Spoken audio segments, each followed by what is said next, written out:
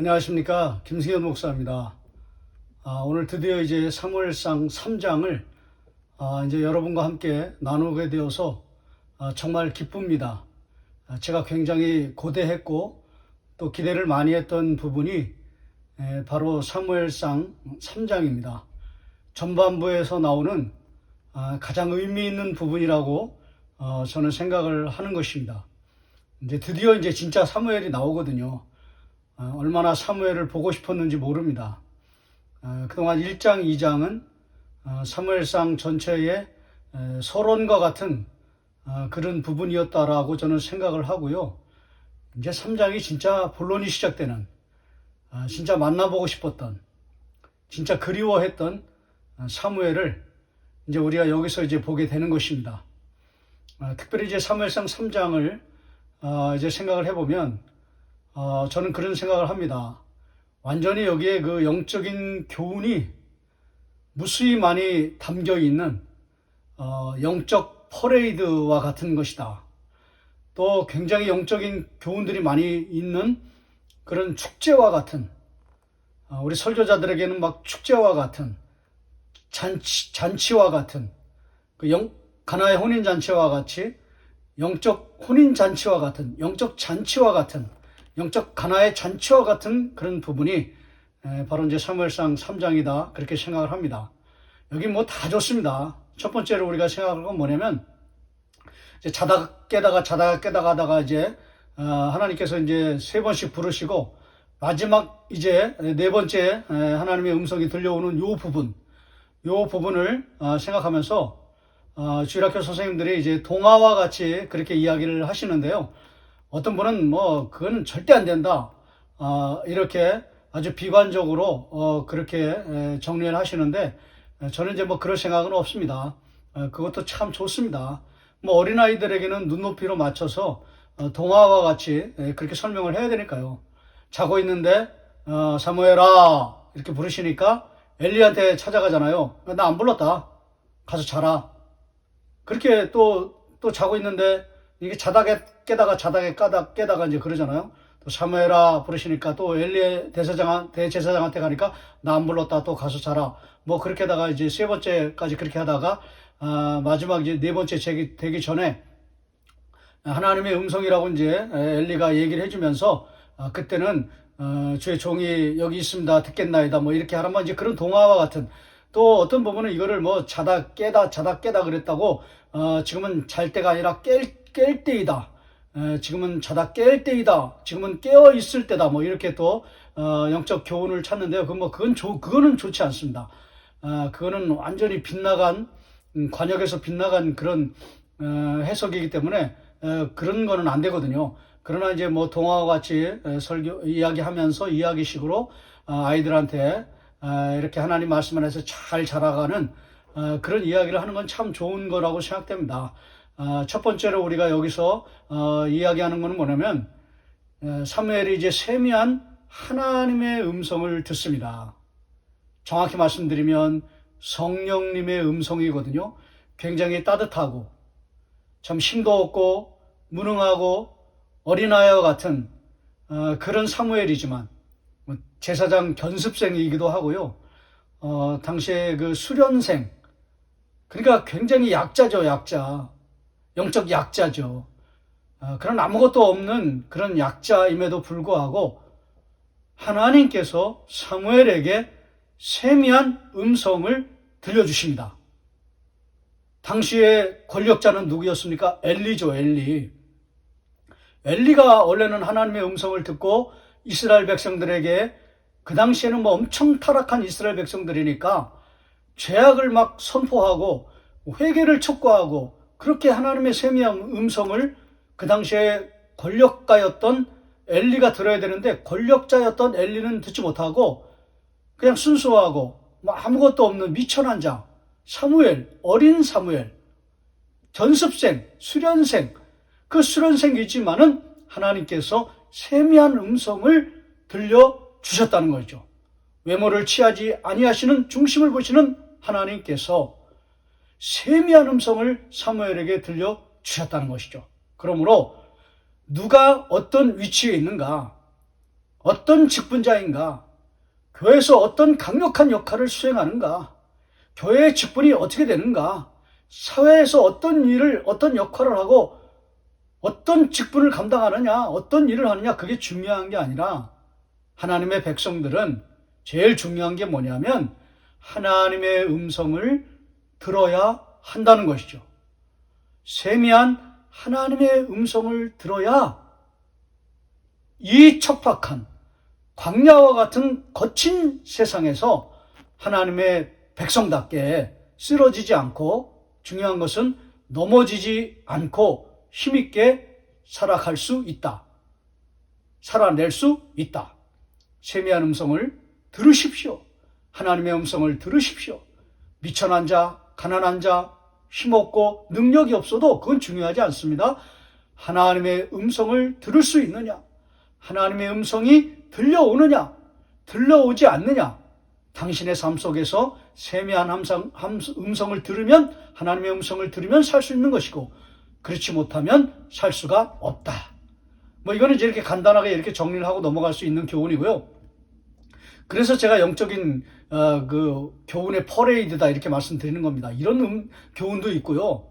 그 다음에 두 번째는, 이 당시는 굉장히 영적인 어두운 시대잖아요. 특별히 이 1절 말씀 보시면, 아이 사무엘이 엘리 앞에서 여호와를 섬길 때에는 여호와의 말씀이 희귀하여 이상이 흔히 보이지 않았더라. 하나님의 말씀이 없는 시대였다는 거죠. 여러분, 이걸 우리가 잘 생각을 해야 됩니다. 그냥 말이 있고요, 그 다음에 말씀이 있어요. 말이, 지금은 설교자들도 마찬가지입니다. 말의 홍수의 시대입니다. 언어의 물결입니다. 언어의 세계입니다. 언어의 홍수의 시대입니다. 그러나 그건 말이에요. 진정한 건 뭐냐면 말씀의 시대가 없다는 거예요. 중세의 암흑시대와 같이, 영적 어둠의 시대와 같이, 영적인 어둠과 같이 하나님의 진짜 말씀이 선포되지 않는다는 것입니다. 여러분, 사무엘이 받은 말씀이 뭡니까? 그래서 이제 동화와 같은 그런 이야기를 넘어서야 된다는 것입니다. 그게 뭐냐면 엘리 가문에 대한 하나님의 어미로우신 심판의 말씀입니다. 그것이 11절서부터 나오지 않습니까? 여호와께서 사무엘에게 이르시되, 보라, 내가 이스라엘 중에서 한 일을 행하리니 그것을 듣는 자마다 두 귀가 울리리라. 내가 엘리의 집에 대하여 말한 것을 처음부터 끝까지 그날에 그에게 다 이루리라. 13절, 내가 그의 집을 영원토록 심판하겠다고 그에게 말한 것은 이는 그가 아는 죄악 때문이니, 엘리가 안다는 거예요. 이는 그가 자기의 아들들이 저주를 자청하되, 우리가 보았지 않습니까? 금하지 아니하였음이니라. 잔소리하고 그쳤다는 것이죠. 14절, 그러므로 내가 엘리의 집에 대하여 맹세하기를 엘리의 집의 죄악은 제물로나 예물로나 영원히 속죄함을 받지 못하리라 하였노라 하셨다. 이거는 이제 제가 레위기 하면서 이제 굉장히 많이 말씀드렸기 때문에, 속죄제로도 해결되지 않는 죄 때문에 얘네들이 이제 저주를 받았다, 멸망받았다, 이제 이런 얘기를 하는 거거든요. 굉장히 어미로운 심판을, 이건 말씀이에요. 두려운 하나님의 말씀이에요. 강력한 심판이 흐르는, 저주가 흐르는 말씀이거든요. 저주의 전율이거든요. 저주의 전주곡이거든요. 이런 거를 아이 사무엘이 받아요. 순수했기 때문에 받아요. 영적으로 깨끗했기 때문에 받아요. 하나님의 말씀을 나중에 이제 그대로 네가 들은 대로 얘기해라. 원래는 자기가 들어야죠. 자기가 받아야죠. 영적으로 그래서 어두운 시대라는 거예요. 여러분, 2절로 다시 한번 와서 볼까요? 엘리의 눈이 점점 어두워가서 잘 보지 못하는 그때에 그가 자기 처소에 누웠고, 여기 이제 물리적으로, 육체적으로 눈이 어두웠다. 이제 대부분의 신학자들은요, 그렇게 해석하지 않습니다. 이거는 영적으로 어두운 사람이다. 영적인 암흑기다. 엘리가 그랬고 이스라엘 백성들이 그랬다는 것이죠. 이걸 제가 동일시라고 그랬잖아요. 이걸 굉장히 제가 말씀드렸잖아요. 여기도 이런 게 나오는 것이죠. 눈이 어두운 게 아니라 영적으로 어두웠다는 것이죠. 특별히 이사야서 29장 10절 제가 자막으로 올려드리겠습니다. 거기 보면 하나님, 근데 놀랍게도 거기 보면 이 영적인 어두움을 누가 주시냐면요. 하나님이 주십니다. 하나님이 직접 소망이 없는 사람들에게 영적인 심판을 베풀기 전에 먼저 그들에게 잠을 주시는데 영적인 잠을 주신다. 그렇게 되어 있습니다. 아주 깊게 잠드는 잠을 주신다. 그러니까 물리적인 잠을 주시는데 그 속에 영적인 잠을 슬쩍 끼워 넣어서 하나님께서 이스라엘 백성들에게 주신다. 거기에는 특별히 선지자에게 주신다. 그렇게 되어 있습니다. 그러니까 이 엘리에게 잠을 주시는데 영적 잠까지도 주신 거예요. 그래서 어두운 거예요. 그래서 영적으로. 왜냐하면 하나님께서 얘는 소망이 없다. 얘는 뭐 이제 더 이상은 기회가 없다. 여러분, 우리가 이렇게 기회가 되기, 이런 마지막 기회가, 마지막이 되기 전에, 이런 두려운 심판이 오기 전에 우리가 빨리 죄를 깨닫고 회개하고 하나님께로 돌아오셔야 되는 거예요. 여러분, 그건 너무나 잘 알아요. 엘리도 알았다고 그랬잖아요. 자기 아들들의 죄악이. 자기 아들들의 죄악만 있나요? 자기의 죄악도 있죠. 자기의 죄악도 분명히 알았을 것입니다. 그럼에도 불구하고 빨리 하나님께 돌아오지 않아요. 두 손 들고 세례와 같이 탕자와 같이 회개하고 하나님께 돌아와야 되는데 돌아오지 않는다는 것이죠. 그래서 망하는 거예요. 어쩐 이런 영적인 어두움에 두 번째 교훈은 뭐냐면 그래도 하나님의 말씀을 선포해야 된다는 거죠. 누가요? 말씀을 전하는 자들이죠. 이 두 번째 교훈은 사실은요, 이스라엘 백성들의 문제는 아니에요. 평신도들의 문제는 아니에요. 하나님의 말씀을 전하는 사람들의 문제인 것입니다. 그 사람들이 하나님의 말씀을 제대로 안 전하니까 지금 이 시대에 지금 이 교회들이 지금 한국 교회가 이렇게 어려움을 겪고 있는 그 진짜 중요한 본질적인 문제는 무엇인가? 그들이 공부를 많이 못해서, 그들이 제대로 된 신학교를 못 나와서, 그들이 말씀을 많이 못 배워서 그렇지 않습니다. 다 알아요. 엘리가 안 것처럼 다 알아요. 하나님 말씀 보면서 우리가 이렇게 전해야 된다. 이런 걸 전해야 된다. 이것이 진짜 하나님의 말씀이다. 그걸 다 아시거든요. 그럼에도 불구하고 전하지 않습니다. 아니, 안 전해요. 왜요? 전하면 사람들이 싫어하니까요. 사람들이 안 오니까요. 즐겁게 해줘야 되는데, 기쁘게 해줘야 되는데, 그들을 위로해줘야 되는데, 그들을 만져줘야 되는데, 그들을 따뜻하게 이렇게 해줘야 되는데, 하나님의 말씀을 제대로 된 정직한, 온전한 하나님의 말씀을 전하면 그들이 교회를 떠나거든요. 이 교회만 있는가?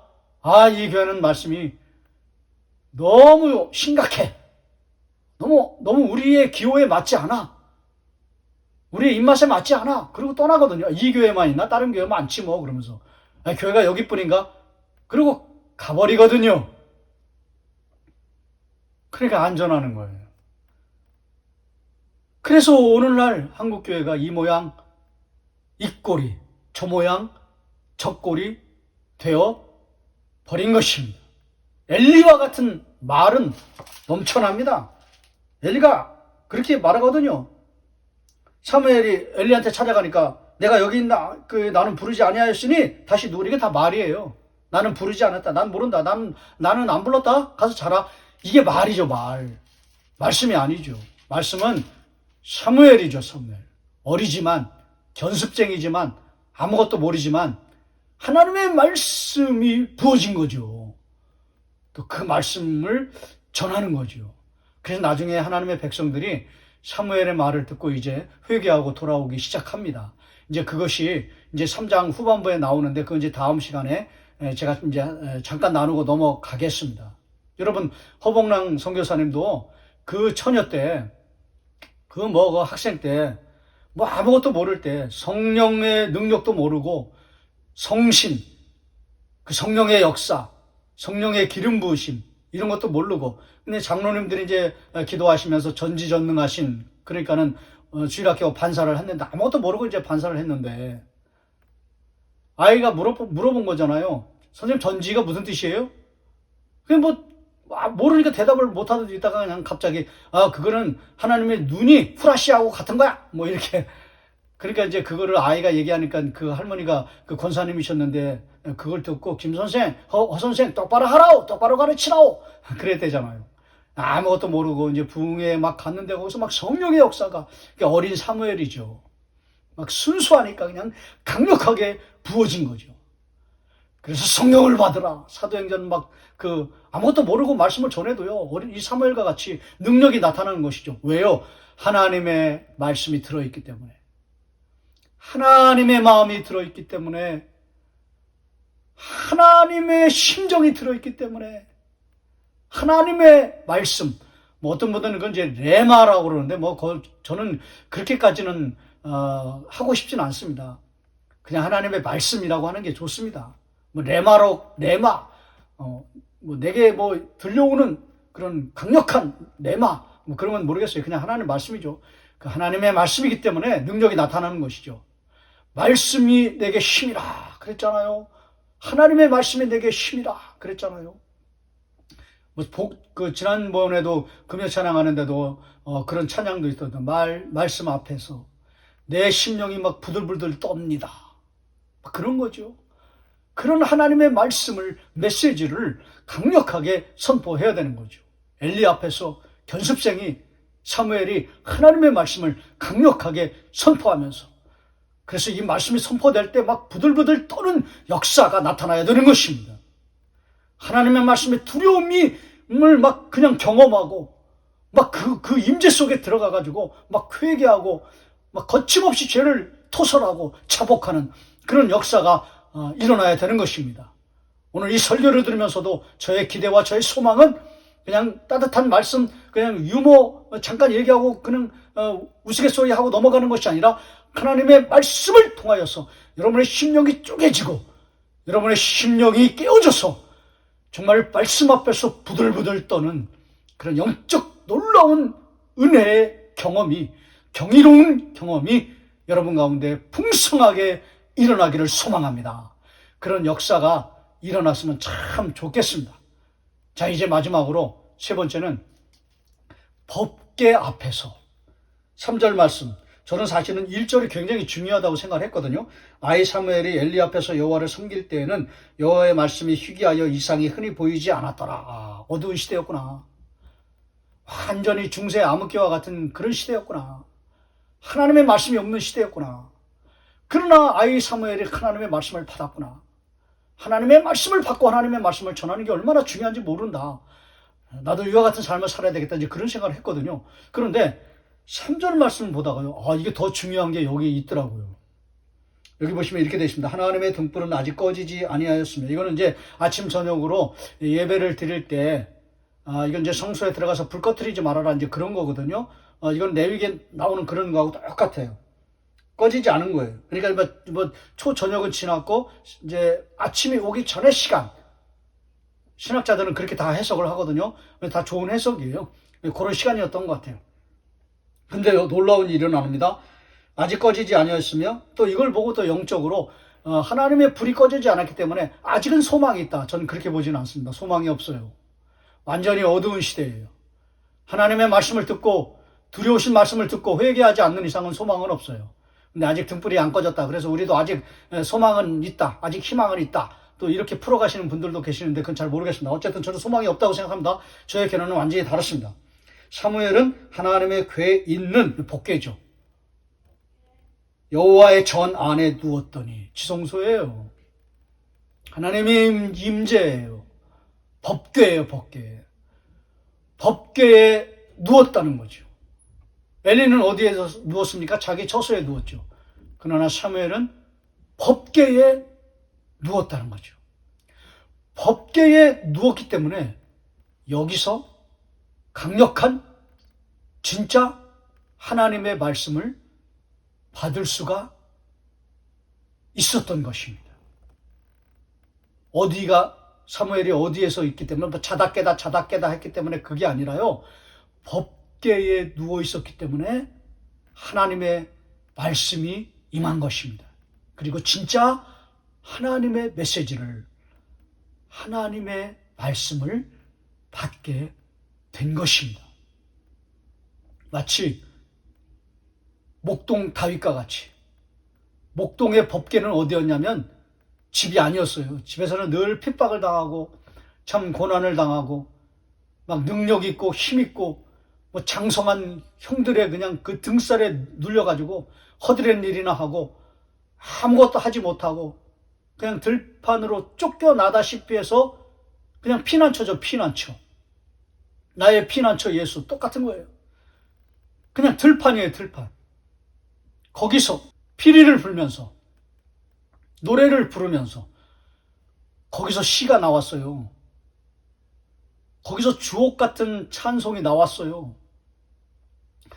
거기서 진짜 예배자가 탄생한 것입니다. 그래서 진짜 하나님의 말씀이 아주 놀라운 하나님의 말씀이 거기서 임한 거죠. 고독하고 외롭고 광야와 같은 버려진 인생, 버려진 시절, 버려진 그런 장소였지만 다윗에게는 그게 법궤였던 것이죠. 거기서 놀라운 예배의 경험을 하게 된 거죠. 사무엘도 마찬가지입니다. 법궤 궤의 옆에 누웠더니 사무엘에게는 법궤였습니다. 거기서 예배가 나오고 거기서 영성이 나오고 나이는 어리지만 순수한 영혼이지만 거기는 아무것도 능력도 없고 힘도 없고 무능하지만 거기서 영적인 힘이 나오게 된 것입니다. 그 뒤에 보십시오. 단에서부터 부엘세바까지 하나님의 말씀을 그리워하고 하나님의 말씀을 듣고 싶었던 사람들은 다 사무엘에게 나왔더라. 그런 말씀이 있어요. 그 강력한 영적인 힘은 어디서 받았는가? 법궤에서 받았다는 것이죠. 사무엘은 법궤였습니다.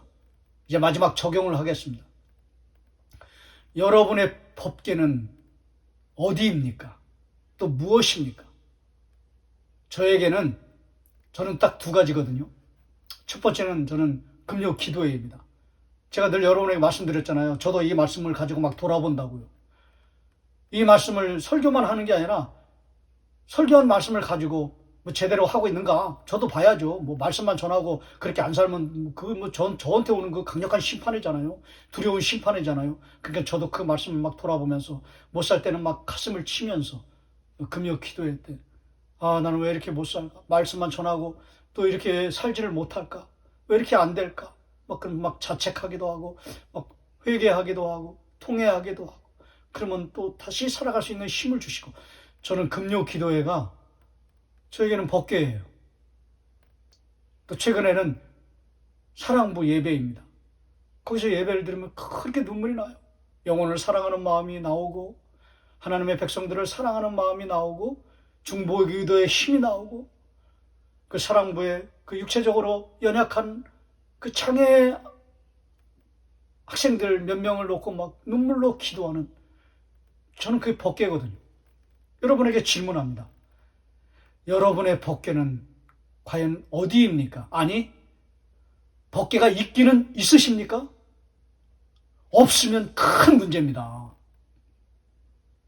없으면 안 됩니다. 없으면 죽습니다. 오늘 설교의 제목은 여호와의 전, 하나님의 궤에 있는 여호와의 전 안에 누웠더니 이렇게 정해도 참 좋을 것 같습니다. 그냥 말씀으로 제목 정하는 게 참 좋다고 여러분에게 누누이 말씀드렸잖아요. 오늘 이 말씀 그대로 제목을 정할 거예요. 여러분의 궤는 어디입니까? 여러분의 법궤는 어디입니까? 그게 없으면 죄송하지만 여러분은 죽은 자와 방불한 자 같은 것입니다. 소망이 없습니다. 더 이상은 기회가 없습니다. 빨리 만드십시오. 빨리 되찾으십시오. 빨리 회복하십시오. 하나님의 궤 곁이 어디 있는지, 여러분이 누울 수 있는, 여러분이 힘들고 고통스럽고 처절하고 외롭고 절망적이고, 그러나 여러분이 누울 수 있는 곳은 하나님의 궤밖에는 없습니다. 여러분에게 주시는 궤밖에는 없습니다. 다른 곳은 없습니다. 그 십자가이든 예수 그리스도의 보혈이든 복음이든 말씀이든 기도든 찬양이든 예배든 반드시 여러분의 궤를 만드십시오.